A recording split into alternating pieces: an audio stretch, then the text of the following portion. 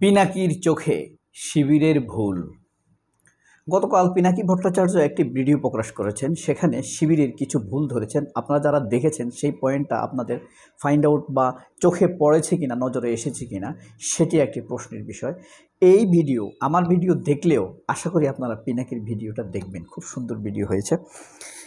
শিবিরের যেই প্রতিশ্রুতিগুলো ছিল, সেখানে একটি প্রতিশ্রুতি ছিল রাত্রিকালীন জরুরি চিকিৎসার জন্য ছাত্রছাত্রীদের, ক্যাম্পাসে যারা বসবাস করে আবাসিক ছাত্রীদের জরুরি ভিত্তিতে চিকিৎসা দেবার জন্য একটি টিম থাকবে অথবা একটি ব্যবস্থা থাকবে, তিনি আমরা একটি ব্যবস্থা করবেন।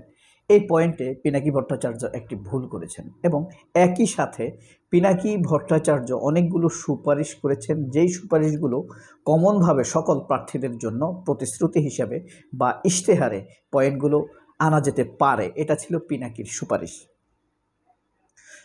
প্রথমে ছাত্রদের জরুরি চিকিৎসার জন্য, রাত্রিকালীন জরুরি চিকিৎসার জন্য যে বিষয়টি করেছেন সেটি হলো, পিনাকি ভট্টাচার্য বলেছেন যে রাত্রিকালীন জরুরি চিকিৎসা ব্যবস্থা করার কোনো প্রয়োজন নেই, কারণ ঢাকা বিশ্ববিদ্যালয়ের একদম বাউন্ডারি ঘেঁষে তিনটি মেডিকেল কলেজ রয়েছে, যা বাংলাদেশের সবচাইতে মেধাবী এবং স্বনামধন্য ডাক্তারে ভরপুর।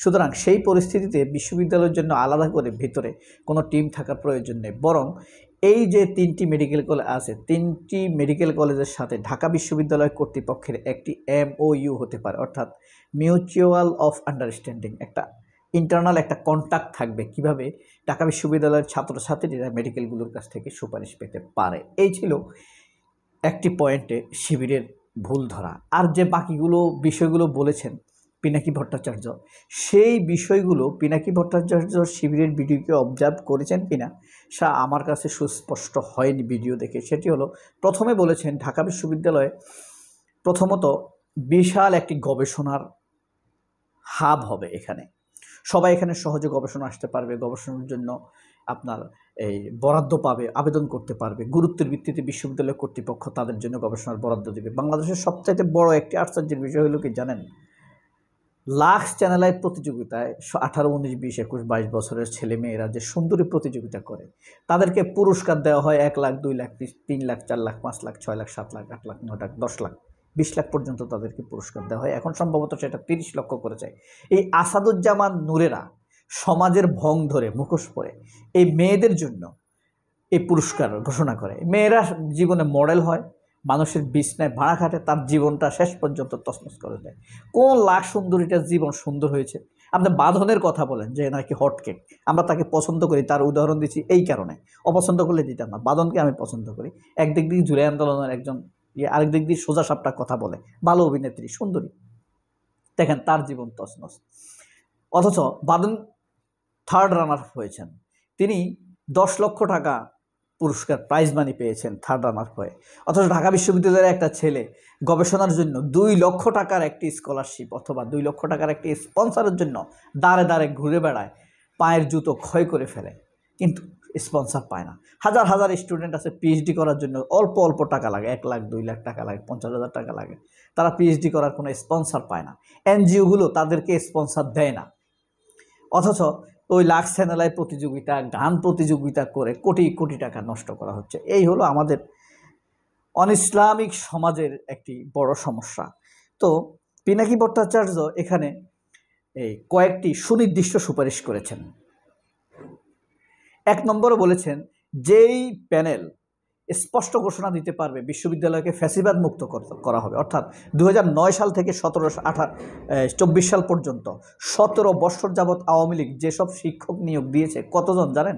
বিশ্ববিদ্যালয়ের শিক্ষকের সংখ্যা হলো প্রায় 16,000, আর গত 17 বছরে আওয়ামী লীগ নিয়োগ দিয়েছে 8,800 শিক্ষক, সব অমেধার ভিত্তিতে, সবগুলা ফ্যাসিবাদী, ছাত্রলীগের পরিচয়ে এবং CPB, ছাত্র ইউনিয়ন, ওই যে মেঘমল্লার বসু, ছাত্রফ্রন্ট, ছাত্রমৈত্রী, সরাসরি ভারতের সুপারিশে, ইন্ডিয়ান এম্বাসির সুপারিশে এদেরকে চাকরি দেওয়া হয়। ওই যে রুহিন হোসেন প্রিন্স, আনু মোহাম্মদ, এদের সুপারিশে বিশ্ববিদ্যালয়ের শিক্ষক হিসেবে চাকরি দেয় কোনো মেধার ভিত্তিতে। আপনি কয়দিন পরে হয়তো বা দেখতে পারেন মেঘমল্লার বসু ঢাকা ইউনিভার্সিটির টিচার, এরকম তাদের জন্য হওয়া সহজ। এদেরকে আবার BNPও দেয়, এদের সাথে সুসম্পর্ক। প্রথম আলো সম্পাদক আবার তাদের লোক, প্রথম আলো সম্পাদক তো এই দল করত। যারা এই ঘোষণা দিবে যে এই সব বিজ্ঞপ্তিহীনভাবে যাদেরকে নিয়োগ দেওয়া হয়েছে তাদেরকে সাসপেন্ড করা হবে। আপনি আরও আশ্চর্য হবেন, বিশ্ববিদ্যালয়ে যেসব শিক্ষক বিসি ছিল সব এক একটা সোজা কথা বদমাইশ, অসভ্য, বেদ্যপ, মানুষের চিন্তা চেতনা এরা কিছুই লালন করে না। একটা ছিল Mosharraf Arefin, maybe he has gone, মারা গেছে কিছুদিন আগে, এক্সপায়ার্ড হয়েছে। এরপরে হয়েছে কে, আক্তার হোসেন, হ্যাঁ, এরপর হয়েছে মাসুদ কামাল। এই তিনটা 17 বছর কাটাই দিছে। এবং আরেকটি আক্তার হোসেন ছিল না, মাসুদ কামাল মানে হাসিনা পালানোর সময় ছিল মাসুদ কামাল, নোয়াখালীলা লক্ষ্মীপুরের।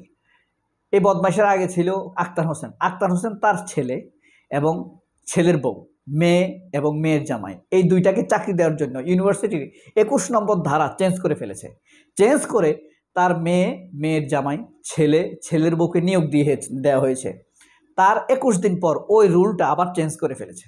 বিশ্ববিদ্যালয় তো স্বাধীন, সরকারের কোনো ইয়ে লাগে না, স্বায়ত্তশাসিত। তার ছেলেকে নিয়োগ দেওয়ার জন্য, মেয়েকে নিয়োগ দেওয়ার জন্য সে আইন চেঞ্জ করেছে। আইন চেঞ্জ করে নিয়োগ দিয়ে আবার, এই হলো তাদের পরিস্থিতি। এখন পিনাকির কথা হলো, যারা দ্ব্যর্থহীনভাবে এই ঘোষণা দিবে যে বিফি হলে আপনার সব ফ্যাসিবাদী আমলে নিয়োগকৃত সকল শিক্ষক, সিপিবি, বামপন্থী, ছাত্রফ্রন্ট, ছাত্র ইউনিয়ন বা আওয়ামী লীগের, এদেরকে বিশ্ববিদ্যালয় থেকে মুক্ত করতে পারলে, বের করে দিতে পারলে বাংলাদেশ ঠিক হয়ে যাবে। আসলে সত্য কথা বলেছেন। এছাড়াও তিনি ধন্যবাদ জানিয়েছেন সানজিদা তন্নিম, প্রার্থী হয়েছে, তার কথাবার্তা, তার ইশতেহার ভালো লেগেছে। সানজিদা তন্নিম বিশ্ববিদ্যালয়ের গবেষণা ও প্রকাশনা সম্পাদক পদে দাঁড়িয়েছেন। আপনারা জানেন ছাত্রদল জুলাই আন্দোলনের একজন যোদ্ধা হিসাবে সানজিদা তন্নির সম্মানে তাদের প্যানেলে ওই পদে আর কোনো প্রার্থী দেয় নাই ছাত্রদল। এটা ছাত্রদলের একটা ট্রিক্স, আন্তরিকতা না, ভালোবাসা না। প্রমাণ দিব কি কেন? শিবিরের প্যানেলে একজন আন্তর্জাতিক সম্পাদক প্রার্থী হয়েছেন, তার চোখ নাই, একদম জীবন্ত শহীদ যাকে বলে, আপনি তাকে দেখলেই বুঝবেন যে একজন যোদ্ধা। তার সম্মানে তো কিছু করে নাই। সানজিদা তন্নিকে কিন্তু আমি অসম্মান করছি না, কোনোভাবেই না। এটাও তো ছাত্রদল করতে পারত, তাই না? যাই হোক, পিনাকি ভট্টাচার্য আরও কিছু সুপারিশ করেছেন। সেগুলো হলো, যেমন আপনার গবেষণায় ফান্ড তাদের বাড়ানো। বর্তমানে সরকার ঢাকা বিশ্ববিদ্যালয়ের গবেষণার জন্য বৎসরে 2% বরাদ্দ দেয় মোট বাজেটের, মানে বিশ্ববিদ্যালয়ের বাজেটের 2%। অথচ অনেক ইউনিভার্সিটিতে আছে 20 থেকে 28% দেওয়া হয়, 20 থেকে 28।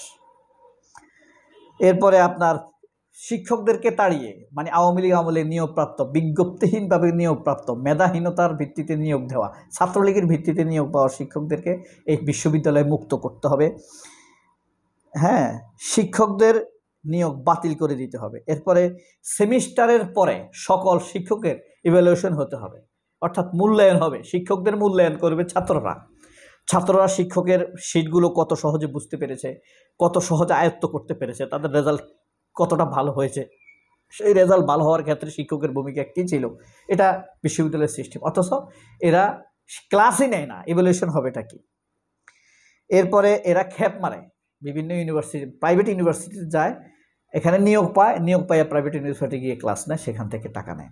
ব্র্যাক ইউনিভার্সিটি পৃথিবীর বিভিন্ন জায়গা থেকে ফান্ড পায়, চ্যারিটি পায়, ঢাকা বিশ্ববিদ্যালয় পায় না। কারণটা কি?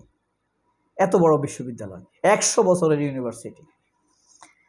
এরপরে অ্যালামনাই ফান্ড গঠন করা। বিশ্ববিদ্যালয়ের অনেক ছাত্র আছে, বড় বড় প্রতিষ্ঠান, মানে শিক্ষা প্রতিষ্ঠান বলেন, কর্পোরেট হাউসে চাকরি করে, তাদের মাধ্যমে একটি অ্যালামনাই ফান্ড গঠন করা। সেই ফান্ড থেকে ছাত্রদেরকে বৃত্তি দেওয়া, খাবার সংকট সমাধান করা, হল করা। অক্সফোর্ড যেটা করে, অক্সফামের মাধ্যমে। অক্সফোর্ড ইউনিভার্সিটির একটা সংগঠন আছে অক্সফাম, যেটার এক সময়ের চেয়ারম্যান ছিল পাকিস্তানের প্রধানমন্ত্রী ইমরান খান। ডিজিটাল ডাকসু করতে হবে, ডাকসুকে সকল তথ্য ওপেন থাকবে, কত ছাত্র, কত আসলো গেল, সিট কাদের আছে কাদের নাই, কে কোথায় থাকে। এরপরে আয় ব্যয়ের হিসাব ডিজিটালাইজ করতে হবে, সবাই জেনে যাবে। আপনি সব ইআরপি সফটওয়্যার আছে না, অ্যাকাউন্ট সফটওয়্যার অথবা ট্যালি, আচ্ছা ট্যালি অত উন্নত না, ইআরপি, এন্টারপ্রাইজ রিসোর্স প্ল্যান, এই ইআরপি জাতীয় যে কোনো সফটওয়্যারের মাধ্যমে আপনি আপনার আয় ব্যয়ের হিসাব দিয়ে দিতে হবে। এটা ছাত্র সংগঠনগুলো তাদের আয় ব্যয়ের হিসাব দিবে, বিশ্ববিদ্যালয় তাদের আয় ব্যয়ের হিসাব দেবে, উন্মুক্ত বা আয় ব্যয়ের হিসাব মানুষ জানবে।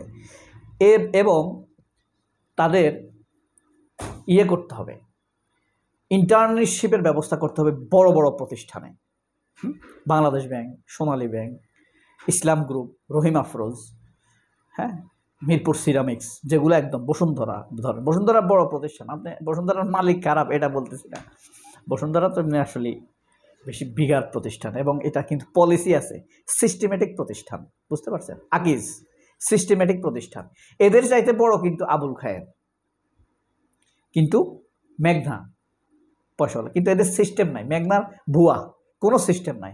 আপনার আজকে চাকরি নেই, ও ছুটি দেয় না এমপ্লয়ীদেরকে, কিন্তু বসুন্ধরা যদি আপনি ছুটি না দেন আপনাকে টাকা দিয়ে দিবে, সিস্টেমেটিক প্রতিষ্ঠান, ঠিক আছে?